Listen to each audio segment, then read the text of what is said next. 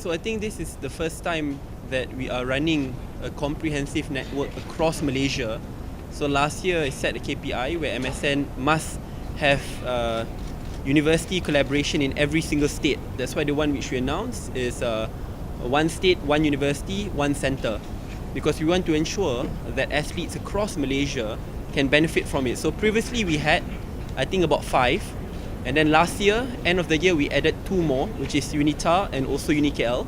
And now we have 14 from UiTM, including the one which was there, UiTM Kelantan. So the network is across Malaysia. That means athletes can all join with us. And I'd like to give a special mention and thanks to UiTM, because the way in which the credit system works, the flexibility of the study arrangement is all really good, and we look forward to working closely to ensure athletes across Malaysia in different states can benefit from it. That's why we will go to as many as possible, but I think the fact that UiTM has a network across Malaysia is a big value add for us. Yeah.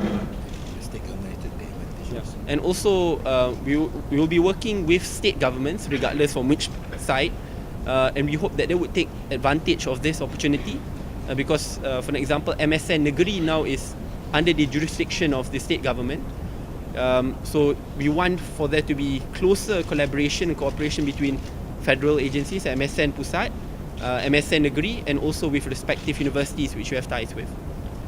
Kita akan menjalinkan hubungan nanti sebab Twitter sedang menghubungi sebanyak yang mungkin, tapi seperti yang saya tekankan, UiTM ni sangat unik, dia ada cita rasanya tersendiri. Sebelum ni pun success rate bekerjasama dengan UiTM Kelantan tu sangat baik, termasuk dengan program NFDP sangat baik. So there is already 2 success stories.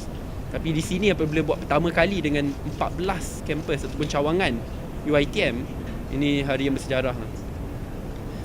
We respect his choice. That is his choice and we need to respect it. Tapi dalam bab ini saya pun dah berhubung dengan pihak MSN. Kita masih ada coach tempatan yang akan mengambil alih buat masa ini sambil kita mencari coach yang lain. We have options, tapi yang paling penting sekali kita masih menghormati itu pendirian dia.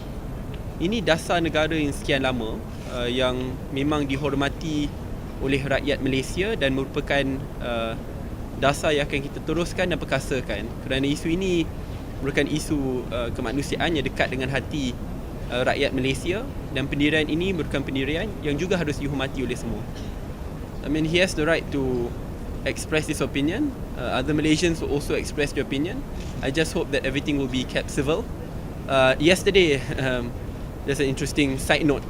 This is not related to Bak's case. There was this journalist, I think from the Jewish Times, who tweeted at me saying that I'm a racist, and then and I just responded. I didn't throw any personal insults, but I just responded. And then after that, he copy-pasted all the responses from the netizens. I think there were like hundreds, if not thousands, of messages against him, and he called them, oh, these are all fake accounts. But it's not. I call them the Bawang Rians. These are the fellow Malaysians who are very opinionated, and when you stand in their way, they will lash out at you like no one before. All of us have gotten it before. It's freedom of expression. Just hopefully it doesn't go into anything violent or physical. That's something which we will oppose. Yeah. Malaysians have the right to express, but I just hope that right to expression doesn't reach to any violent tendencies. And so far, I think the response, I mean, at least from the government side, that's the one which we're in control, has been that way. While, I mean, the Israeli government will continue to respond by violence, pressure and persecution, our response is more on the humanitarian platform to show that that the voiceless in Palestine, they will have strong partners, and when everyone leaves them, Malaysia will never leave them. I recommend for them to continue speaking up, but by using the right platform. I think that's the one which is most important. The engagement process is critical, especially when there are policy changes. So from last year, before there were any policy changes, myself and MSN have had many different town halls with different stakeholders, predominantly the sports associations which govern the various sporting events, with respective athletes as well, and with different stakeholders under MSN and ISN before we charted the path for the future.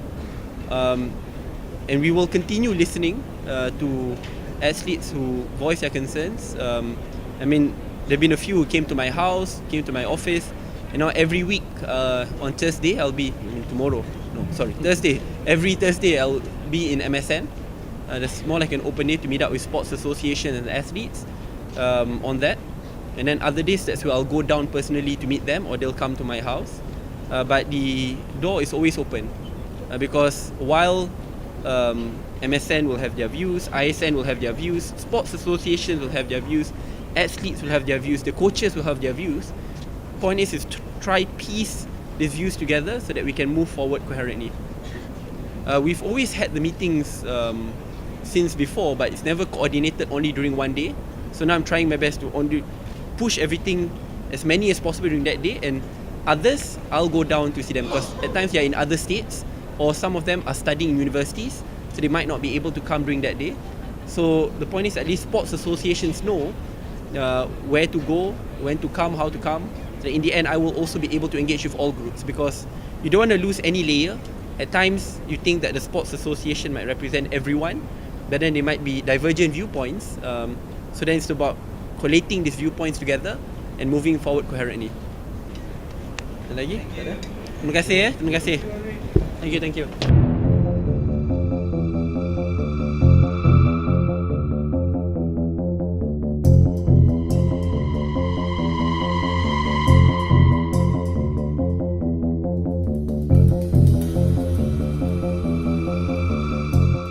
Bismillahirrahmanirrahim. Yang berbahagia Profesor Tan Sri Dr. Haji Muhammad Kamal Haji Harun, Timbalan Naib Chancellor Akademik dan Antarabangsa. Yang berbahagia Prof. Dr. Dr. Abdullah Muhammad Syed, Timbalan Naib Chancellor Hal Ehwal Pelajar. Yang berbahagia Prof. Madya Dr. Haji Muhammad Fodi Ali, Timbalan Naib Chancellor Pembangunan. Yang berbahagia Dato' Ahmad Syafawi bin Ismail, KP MSN. Saudara Muhammad Azmur Shah, YDP Perwakilan Pelajar UiTM.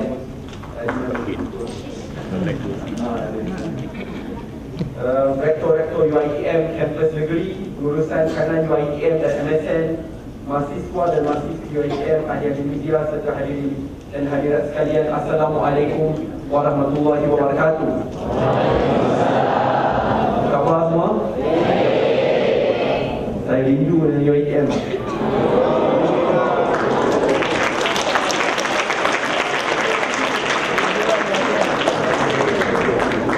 Saya ini anak mara. Lampu mara saya takkan ada di sini. Kakak saya sampai sekarang masih merupakan insyaAllah bagi UiTM, tapi bukan insyaAllah lah. Di Pasir Gudang dulu pun belajar di sini. Saya sebelum berkecimpung dalam dunia politik ni kerap berdebat. Selalu dikatakan dia paling heated sekali kalau UiA dengan UiTM ni berdebat. Dan saya walaupun datang dari UiA, tetapi bila pergi ke pentas antarabangsa, dengan bangga sekali saya akan katakan, walau apa pun orang kata tentang UiTM di Malaysia, tetapi di luar negara, jika dibandingkan dengan Harvard, Oxford dan Cambridge, UiTM pasukan debat dalam bahasa Inggeris nombor 2 di dunia.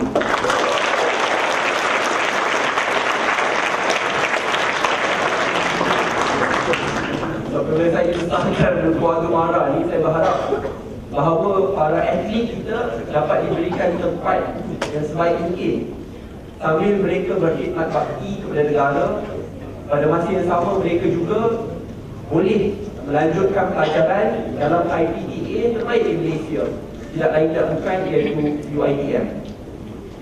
Sebelum ini saya dimaklumkan dah ada 2 jalinan rasmi bersama dengan UiTM. Pertama melalui MSN dan NFDP atau National Football Development Program, dan juga MSN dengan UiTM Kelantan. Ada beberapa rancangan dan program yang dilaksanakan bersama.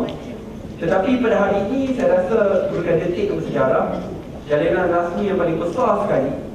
Saya ingat pada tahun lepas, sebelum kita masuk ke tahun yang baru, saya letak KPI kepada Dato' Syafawi, KP MSN. Saya katakan tak bolehlah kalau kita hanya ada 6 atau 7 partner saja, tak cukup. Sebab kita ada atlet di seluruh Malaysia. Dan kita kena pastikan bahawa pada tahun 2019, sebelum akhirnya 2019, setiap negeri wajib ada satu universiti yang akan membimbing dan membantu para atlet kita, khususnya para atlet yang ingin melanjutkan pelajaran, supaya akhirnya mereka boleh dapat a form of flexible study arrangement, supaya ibu bapa khususnya diberikan tumpuan yang lebih besar untuk membeli supaya ibu bapa lebih minat untuk membenarkan anaknya untuk menyertai bidang sukan dan akhirnya menjadi seorang atlet yang akan berkhidmat kepada negara. KPI itu saya kata sebenarnya sampai 2019 habis. Di bulan Februari tak masuk ni, bulan Januari tiba-tiba dia call, UiTM dah setuju. Ya betul. Jadi bila dengar UiTM ni saya gembira. So bila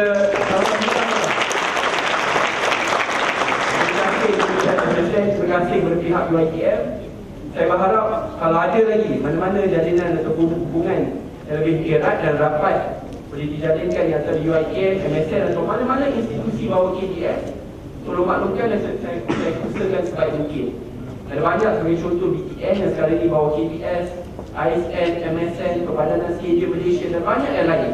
Dan kita nak pastikan bahawa hubungan tersebut akan lebih erat kerana akhirnya kalau kita lihat apa UiTM dah berjaya lakukan iaitu membangunkan anak bangsa, saya yakin dengan hubungan yang baik dengan KPS, kita boleh pastikan bahawa legasi tersebut akan berterusan dan kita lihat adik-adik di depan kita ini pada masa dan harapan akan jadi pimpinan negara tercinta kita Malaysia. Thank you very much. I look forward to working very closely with all of you. To the young ones in this room, kita pemuda jugalah. I wish you all the best. Make sure that no matter what challenges you face and confront you in the future, always have Malaysia at heart.